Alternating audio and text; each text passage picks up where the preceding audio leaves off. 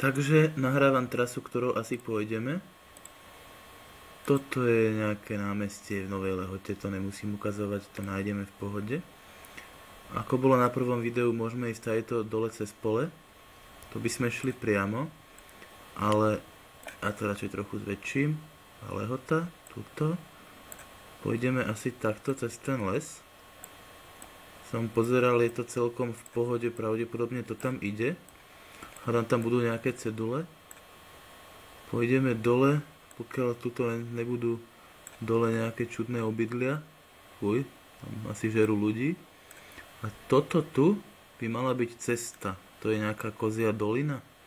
Má taký čudný názov. A vyzerá byť pekne. Není tam žiadny kopec, a keď to je dolina, hádam, cez to prejdeme. A ide to priamo až tam. Toto, čo je tu, už je ten Dustín, čo som pozeral aj na tom prvom videu. A tu býva asi nejaký ľudožrút, to ne. Hop. Toto som myslel. A zase som klikol na ľudožrúta. Áno, toto som myslel. Hop, jaska. A naspäť, keď pôjdeme, to asi budeme mať menej času. Môžeme ísť cez jedno pole. Sem, takto hore do dediny.